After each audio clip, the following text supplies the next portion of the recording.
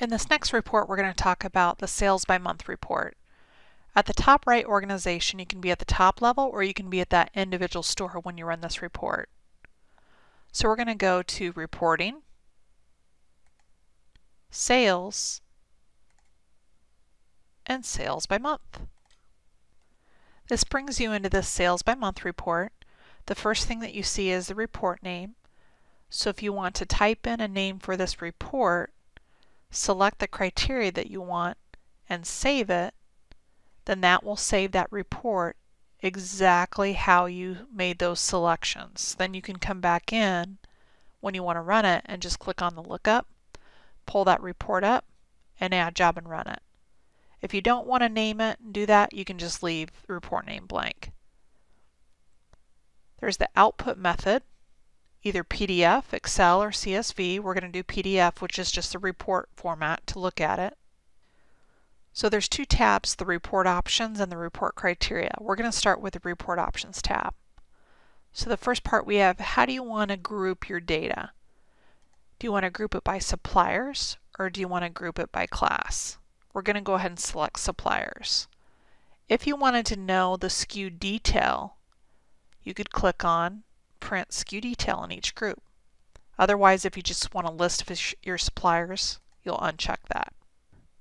If you wanted an ending date on this report, you could do the what is the end date of the report, click on the calendar icon, and type in the ending date. Otherwise, just leave that blank. Then there's what sales types would you like to include. You need to check one of these. Most of the time you're just going to have store sale, but if you ever do web sales at the POS, catalog sales, telephone, wholesaler invoice, you would want to check the individual ones that you want to look at, or check all of them. In this example, I'm just going to do store sales since that's all I do in this store. The next part is the class depth, where you can put the number of levels to display. If you just want to look at all your classes, you're going to leave that blank. Depending on how many levels you have of classes, whether you have level 1, 2, 3, 4, or more. If you just wanted to look at the top level, you could put a 1. If you want to look at all your levels, you just leave it blank. The next part is what fields do you want to include? There's quantity sold, net sales, percent of net sales, beginning on-hand quantities, profit, gross profit, ROI, and turns. Normally people like to look at quantities sold and net sales. I'm going to go ahead and check all of these for this report.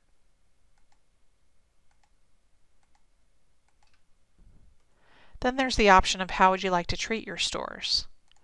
Separate or combine. If you have multiple stores where you want to combine everything, then you would click on combine. I'm just going to do separate stores. Then we have the report criteria tab. If I want to just look at everything that I've sold by month, then I can just leave all of these fields blank. If I wanted to look at a particular supplier or suppliers, I would put that supplier or suppliers in this field. Same goes for by class, by color, by SKU, product, custom entries. You can also exclude certain criteria, and that will exclude that from this report. In this example, I just want to look at everything, so I'm going to leave it blank. If I had named this report and I wanted to save it, I could just click on Save Report. If not, I can do Add Job and Continue or Add Job and Run. Add Job and Run will run this report immediately. If I have other reports that I need to set up and run, I would probably use Add Job and Continue. Like if I had 5 reports that I wanted to run, then on the 5th report, I could click on Add Job and Run, and it would run all 5 reports. I'm going to click on Add Job and Run. This will run this report and bring us to the report history.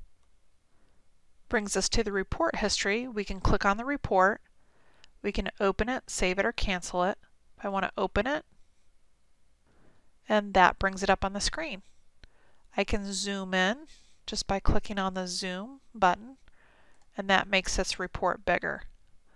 So as you can see, it lists each supplier, and depending on what criteria I checked, you see how it shows the quantity sold, net sales, beginning of month on-hand quantity, percent of net sales, profit, gross profit percent, ROI, and turns. Most people just select quantity sold and net sales, so that's all you would see. Then you have the months from left to right. and the most recent month is to the right. So today I'm in the month of April. So if you're looking at April sales, you would look to the right. This is last April, last May, last June, last July, August, September, October, November.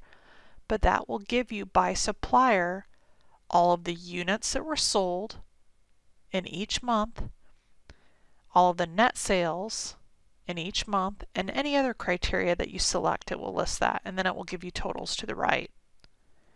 You could run this report by individual stores by on the criteria selecting just that store, or in this example I ran it for all of my stores, and if I wanted to go to the last page I could click on the last page button. That would bring me down to the very last page and I could see totals. In this one it has totals for store 6. And I can either page up, page down, just to go through and look at the different suppliers. I could go page by page by clicking on these arrows, or previous, or I could go home to the first page by clicking on the first page button. If I wanted to print this to the printer, I could click on the printer icon and that would print to the printer. I could also save this report somewhere to my hard drive by clicking on Save a Copy. If I wanted to search for a particular item, I could click on the binoculars for the search to find that item. So this is a great report. It gives you a nice snapshot of what you sold in each month based on the criteria that you selected.